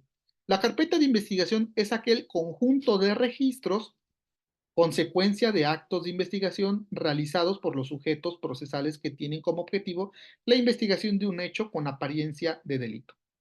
Cuando yo interpongo una denuncia, que va a ser mi primer acto de investigación o mi forma de hacerle del conocimiento del Ministerio Público, ello va a generar un expediente, y ese expediente en materia penal, aquí en México se le conoce como carpeta de investigación. Y en ese expediente, que puede ser desde físico hasta electrónico, no existe propiamente una rigidez al respecto, pero ese expediente llamado carpeta de investigación es donde se van a ir agregando que todos los actos de investigación recabados en la misma. Todos los actos de investigación van a ser recabados en esa carpeta de investigación. ¿Sí? Entonces, eso es lo que vamos a encontrar como una carpeta de investigación. La carpeta de investigación es únicamente del Ministerio Público, ¿eh? Oiga, pero usted dijo que que la defensa, que el asesor jurídico puede proponer, sí, puede proponer actos de investigación. Incluso la defensa pudiera, en ciertos casos, realizar actos de investigación, pero esos tienen que estar agregados a la carpeta de investigación. Va a haber una etapa posterior, que es la etapa del descubrimiento probatorio, donde las partes tienen que demostrar sus actuaciones, pero no me quiero adelantar al respecto.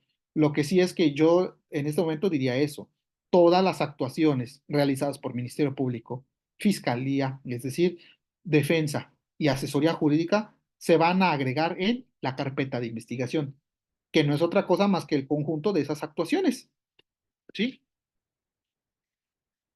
Ahora, esa carpeta de investigación también va a tener ciertos requisitos. Esa carpeta de investigación también se puede reservar. También tiene reserva la carpeta de investigación. Y eso nos lo dice en la ley. El artículo 218 nos dice en qué casos se puede reservar la información del hecho delictivo. Y la información del hecho delictivo, bueno, más bien sí, la carpeta de investigación, por ejemplo, en este caso se puede reservar cuando nos dice: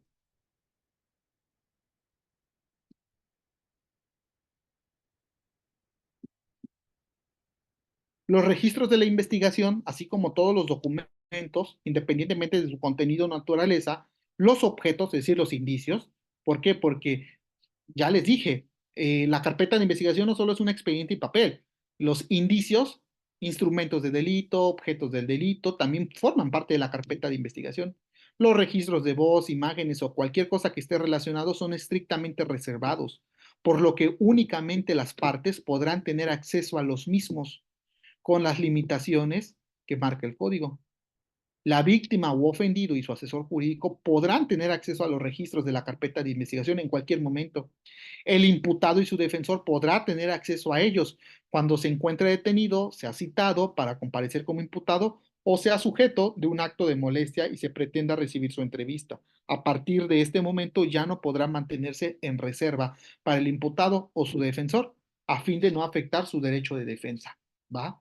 Entonces, lo que aquí yo les diría es que, pues, ¿cuándo se puede reservar? Uno, la carpeta de investigación se puede reservar esa información cuando no eres parte.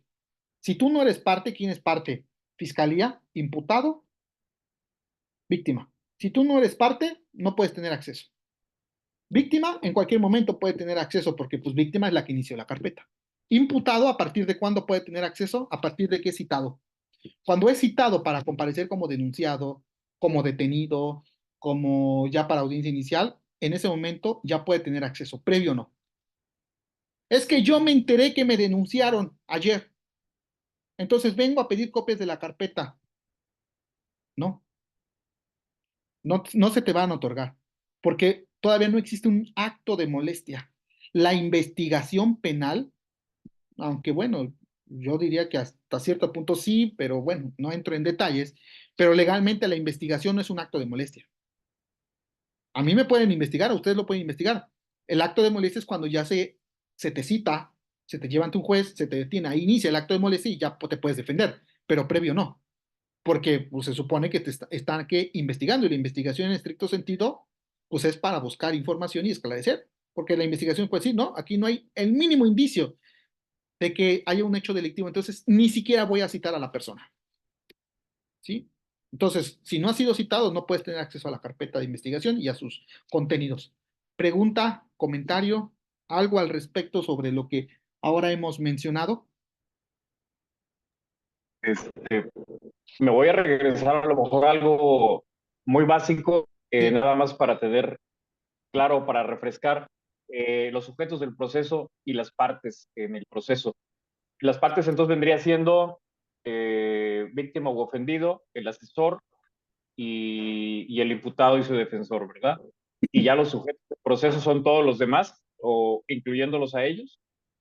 sí, los sujetos contienda, por decirlo así, los sujetos que están en contienda en el procedimiento penal, llámese proceso penal, también ya vimos la diferencia entre procedimiento y proceso, van a ser en estricto sentido fiscalía, imputado y víctima. Ellas son las partes en el procedimiento. Hay otros sujetos procesales, ¿no? Que pudiera ser también el juez de control, por ejemplo, y quizás hasta la policía y demás cuestiones. Pero los sujetos que están en contienda, y no hablo propiamente, yo digo, el juez no es propiamente una parte del proceso o del procedimiento, porque el juez al final es la autoridad que va a decidir y es la que lleva el orden, la que mantiene toda esta cuestión, pero él no va a aportar una información a las partes. Son las partes las que van a ejercitar esos principios de contradicción y todo ello. La fiscalía en el artículo 127, 128, 129, pues se van a establecer cuáles son sus obligaciones y facultades de la fiscalía. La víctima 108 y trae consigo el asesor jurídico en el 110 del Código Nacional, el imputado el 112 Código Nacional, que trae aparejada la figura del defensor. El defensor vendría así siendo una parte del procedimiento porque forma parte del imputado. 115 del Código Nacional. Pero en estricto sentido ellos son las partes que tienen acceso a los registros. ¿Sí? ¿Un policía puede tener acceso a los registros? Sí, pero un policía bajo la estricta conducción del Ministerio Público para lo que el Ministerio Público le pide nada más. ¿El perito puede tener acceso a los registros de investigación? Sí, única y exclusivamente para una función que le determinan las partes, que pudiera ser el fiscal, la asesoría o la defensa. Nada más. ¿Sí? Es más, el juez no tiene acceso a los registros de la carpeta de investigación. No lo tiene. Él no accede, él no va a acceder a ello. ¿Sí? Entonces, bueno, no sé si quedó claro este punto o algo más a decir. Al menos a mí sí. Gracias. Bueno, pues sería todo por el día de hoy. Nos veríamos la próxima clase. La próxima clase, bueno, ya avanzamos más sobre el tema de la etapa de investigación. Que tengan una buena noche. Hasta luego. Gracias, maestro. Buenas noches. Gracias. Hasta luego. Luego.